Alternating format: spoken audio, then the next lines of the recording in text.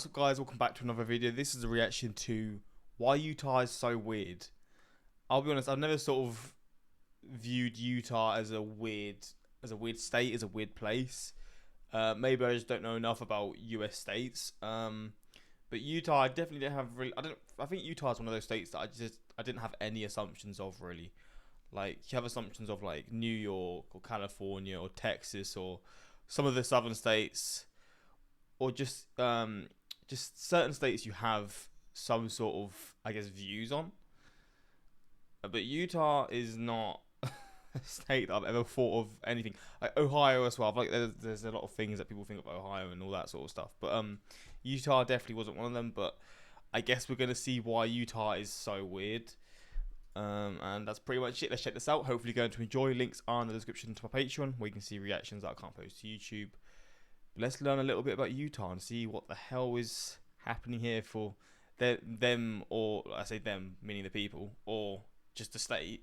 What's happening there for it to be seen as weird? Let's check this out. Mormons. Mormons made Utah weird. That's the answer. In a few more words, a century and a half of Mormon voting majority in an isolated insular state made Utah anomalous compared to the country of which it's a part. And in a few more words than that, well, on first glance, Utah appears the intuitive average of its neighbors. It's a melange of the red rock deserts of Nevada and Arizona, the deep red politics of Idaho and Wyoming, the glitzy ski towns of Colorado and Wyoming, and the ruggedly independent, outdoors-loving culture of the entire Mountain West region. But it's also got some things its neighbors do not. It's got drive-through soda shops.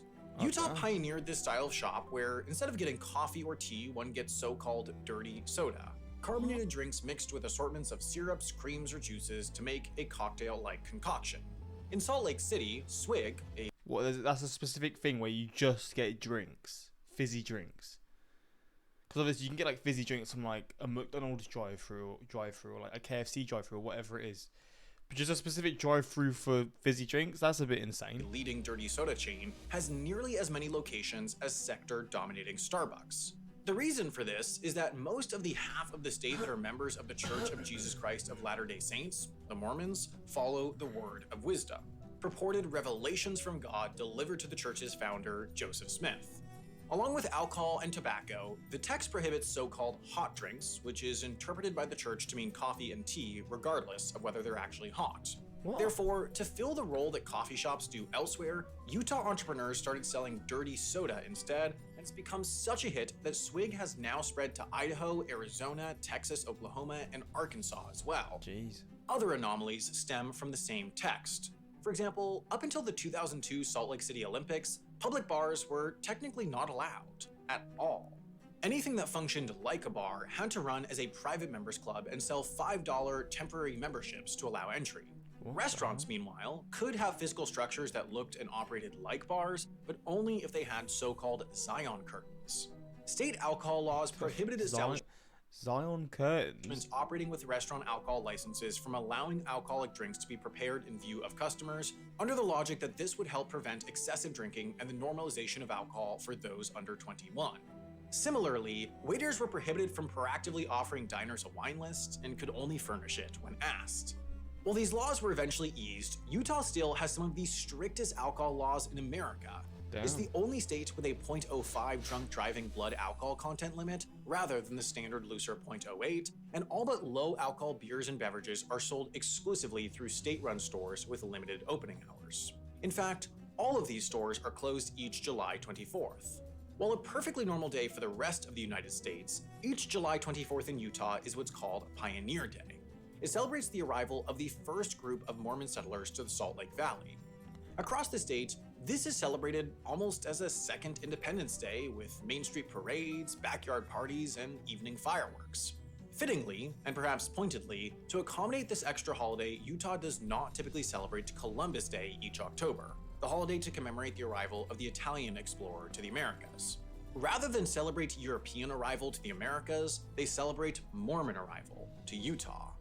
The wall between church and state in From what I'm just finding out now, it just seems like the culture here is a lot different to, like, maybe not completely different to the rest of the US, but there's definitely some, like, in certain areas it's like it's a complete difference to everywhere else, which is wild because, like, again, you're having holidays within the state for just this state, which is a fascinating thing to me, that each state can have their own holidays and stuff like that. Because obviously you have the national holidays of the country, but then you've got holidays for the state as well, which is, I didn't know that was a thing, but I mean, fair enough. I guess it gives everyone sort of their cultural value to their state and all that sort of stuff, or their cultural identity to their state, or whatever it is. Utah can be, at times, blurry. For example, each of Utah's public high schools are allowed to permit, upon parents' request, up to an hour of so-called release time when students can learn off campus. In practice, this means for religious education. Utah law includes a litany of rules to make it clear that these off-campus religious classes are not technically part of the public education system, since that would likely violate the First Amendment. But day to day, Latter-day Saint seminary classes slide into the Utah high school experience almost seamlessly. At Bonneville High School near Ogden, for example, the seminary is right across the street and it schedules its classes to correspond with the high school schedule. So for fourth period, for example, one just walks across the street and learns about Joseph Smith. Damn. In fact, it's almost impossible to find a Utah high school without an adjacent seminary. At Dixie High School in St. George, in fact, the seminary sits in the exact center of the campus. While technically on its own property and fenced off, its main entrance faces the high school's parking lot rather than its own, and it sits on the direct path between the high school and its baseball fields. It is quite literally unavoidable. Considered an inevitability, many new high schools in the state draw a location for the seminary into their original architectural plans and count on selling the land to the church without a second thought. After all, a strong majority of the Utah voting public does not consider this coziness between church and state controversial. It's just simply convenient. Among the US's two major political parties, the Republican side consistently supports a softer interpretation of the First Amendment as it relates to the separation of religion and government. For example, the majority of Republicans polled believe city governments should be allowed to put religious symbols on public property, while 27% believe the federal government should flat out stop enforcing the separation of church and state entirely. So, with a strong, deeply religious voting majority, it's perhaps no surprise that Utah is an incredible Republican Party stronghold. Now, Utah is certainly known as a red state. It feels right at home with its conservative neighbors in Idaho, Montana, and the Dakotas, but perhaps the part that would surprise is how they compare. Based on self-reported party affiliation, Utah is the most Republican of these states. In fact, among all states, Utah has the second highest portion of its population identifying as Republican and the second lowest portion identifying as Democrats. Now, this statistic almost certainly surprises, and with good reason. Utah does not look, feel, or even act like the second most conservative state in the nation. Across the US, there is a consistent correlation between urbanization rate and party affiliation. The urban areas are Democrat strongholds, with about 62% of voters going for the party, while rural areas lean Republican, gaining 54% of voters. Therefore, on a state-by-state level, the states with low urbanization rates tend to have high portions of their electorate voting for the Republican Party, and vice versa. Yet Utah is the 7th most urbanized state in the country. More than 4/5 of the state lives in the Salt Lake City metro area, meaning it completely bucks this trend. Another broken correlation in Utah relates to LGBTQ rights.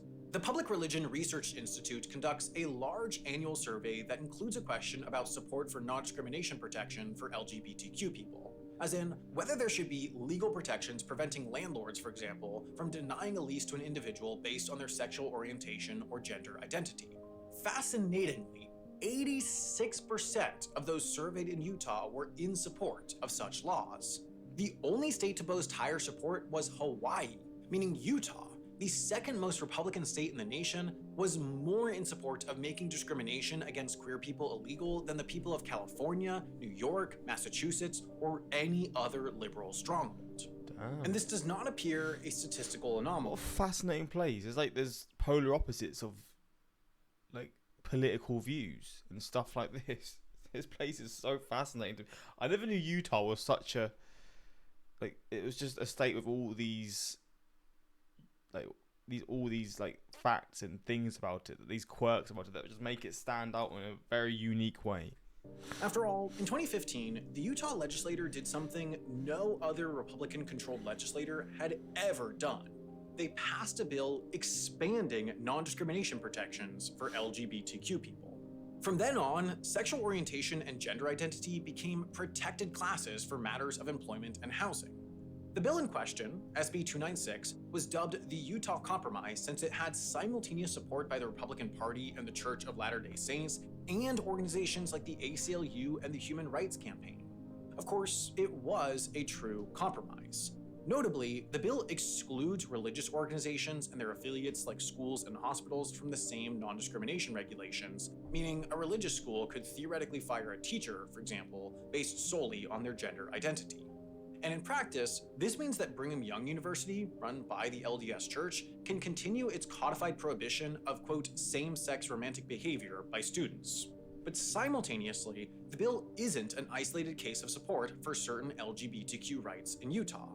In 2020, it once again became the first state with a Republican-controlled legislator to ban conversion therapy in minors, and this bill was once again passed with the support of both the LDS Church and LGBTQ advocacy organizations.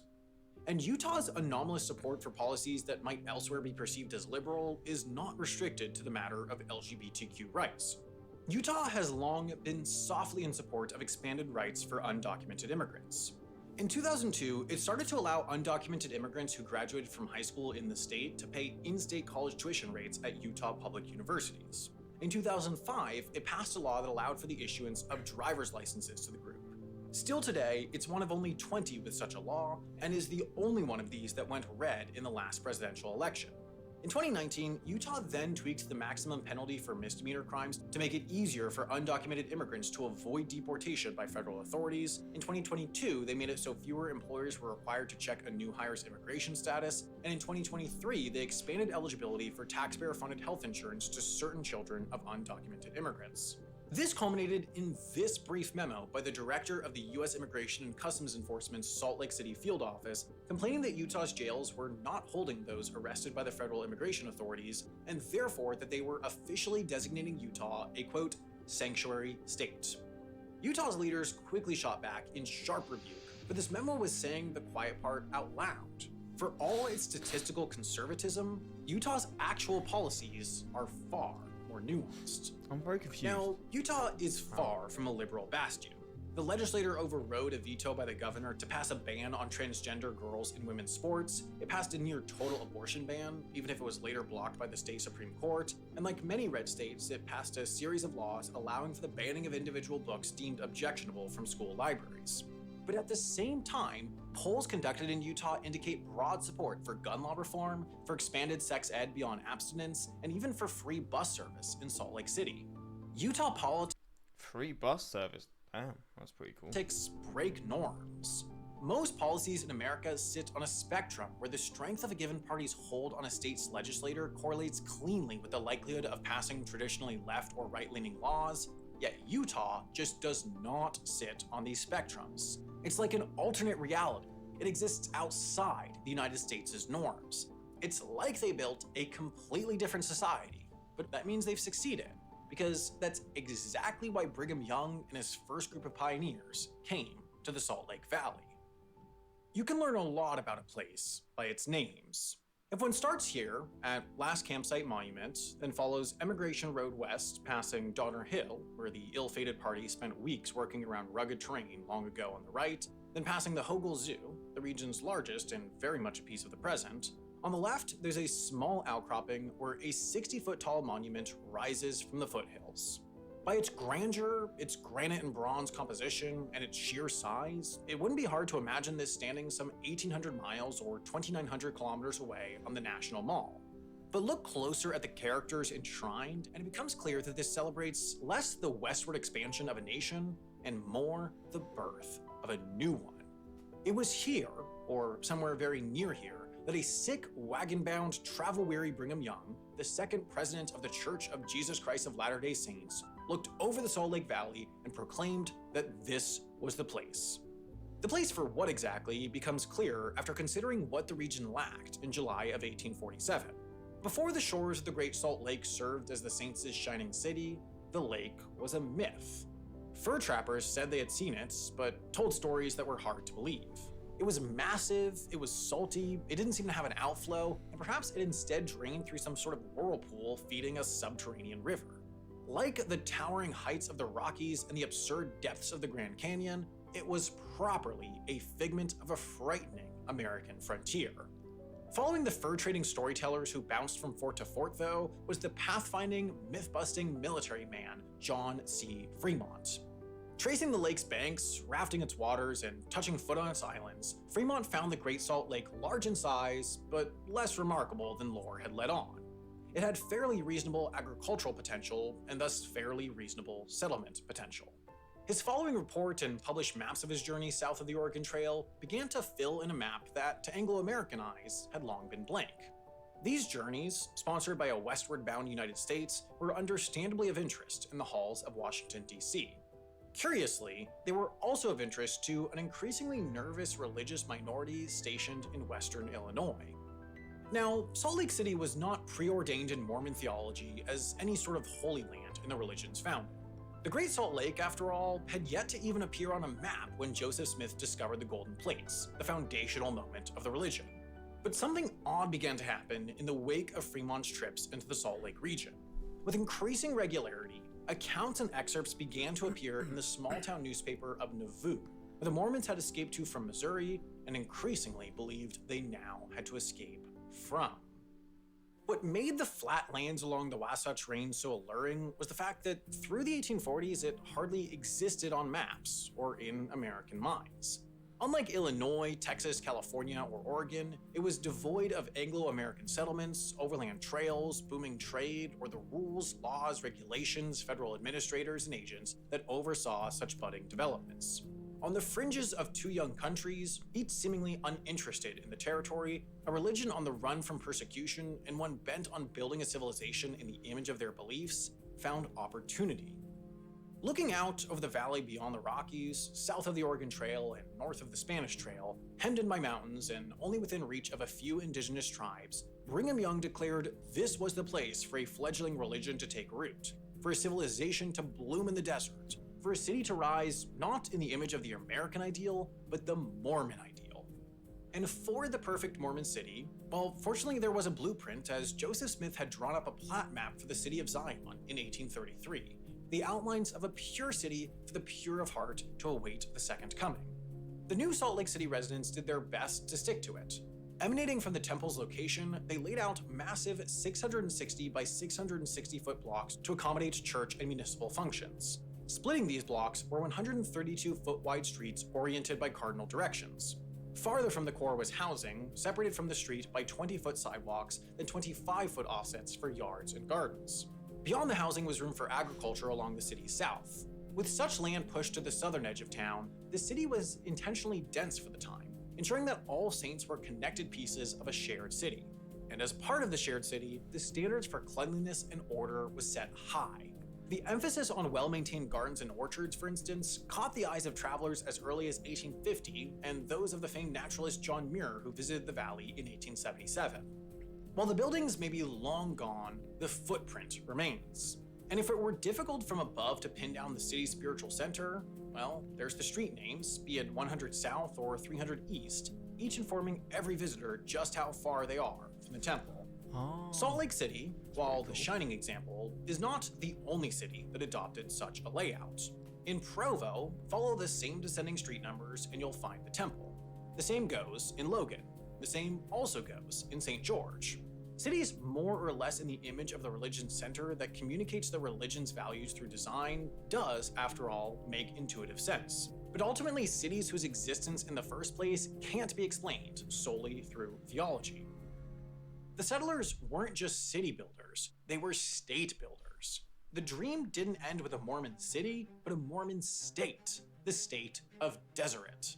With the US wresting control of the Southwest from Mexico in 1848, Mormons were once again within the confines of the US, a country whose laws seemed to come down hard on Mormon practices like polygamy, but didn't seem to protect them from mobs and militias who threatened and attacked the saints in the past. The best recourse, they figured, was statehood, something not necessarily sovereign, but certainly not reliant on the rest of the nation either. As they fought for the expansive Great Basin state they called Deseret with politicians in Washington, they furthered their own self-sufficiency with colony building of their own. Until 2022, St. George's Utah Tech University was called Dixie State. Its nickname, until recently, was the Rebels. Located in Washington County in southwestern Utah, and very far from the American South, this region is called Utah's Dixie. And while stances over names, mascots, and statues have spurred endless debate in the region, the moniker of Dixie dates back to the founding of St. George as part of the church's southern mission to grow warm weather crops such as grapes, figs, and especially cotton. At the same time the church officials were fighting for statehood on their terms, Brigham Young was pushing for self-sufficiency across Mormon society that, in 1861, would only have tenuous connections to the American South with the onset of the Civil War. Colonization as a strategy to self-sufficiency wasn't just a one-off, either. Mantua was founded to source flax, Minersville was for various minerals, while Colville was founded for what its name would suggest.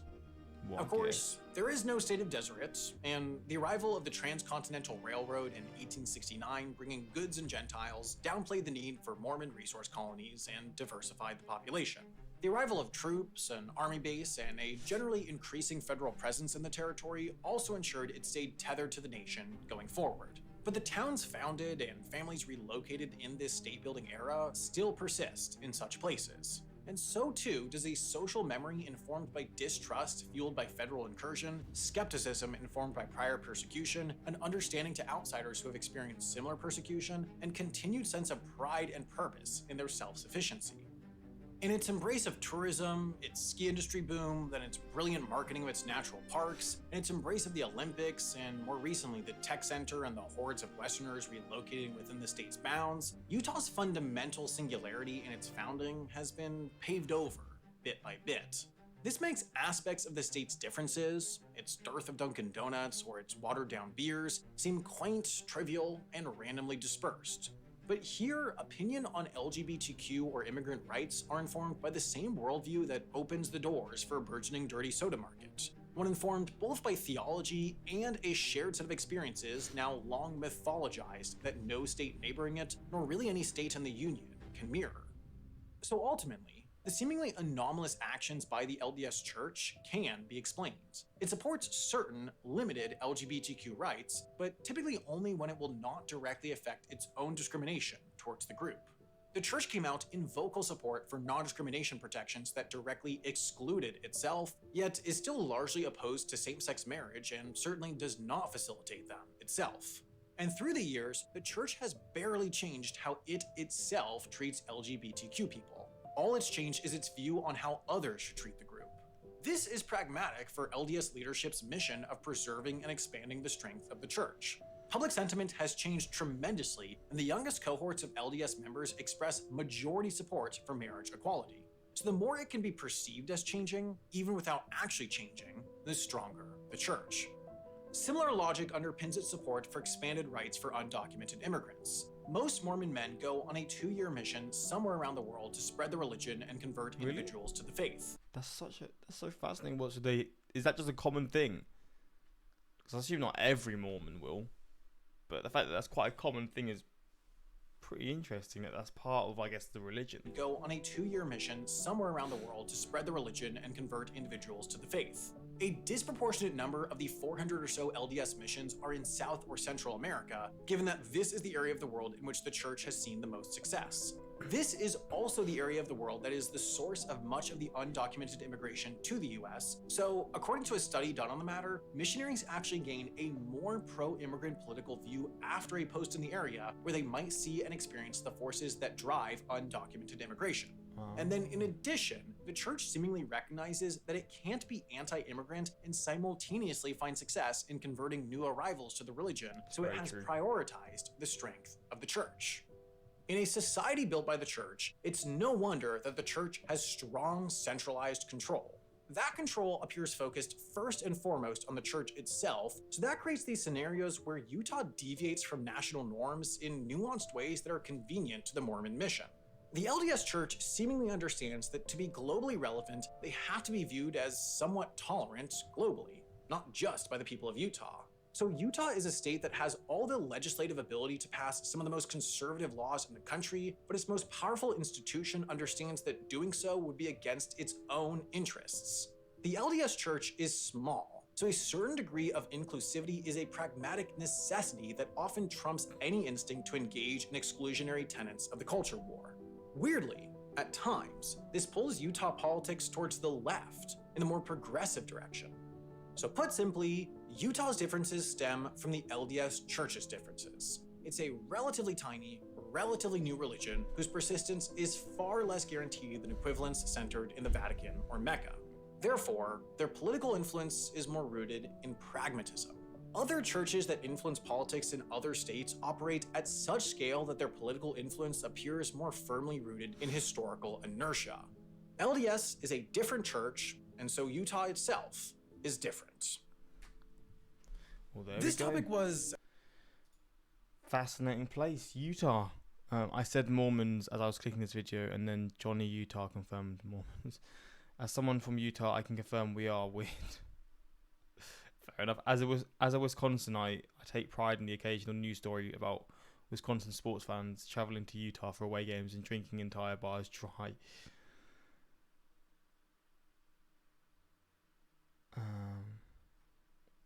A former Utahan here. This is 100% accurate, well researched and presented. Utah, I didn't really know it had these. It was just this, like, I don't want to say random, but it's just, I wasn't expecting Utah to have such, like, contrasting sort of, I guess, political views, but also just in terms of how people are here. It just seems like something I wouldn't have expected, but it's a pretty cool video and it explains a lot about this place. That I guess it's very focused on the religious side of stuff, and fair enough, man.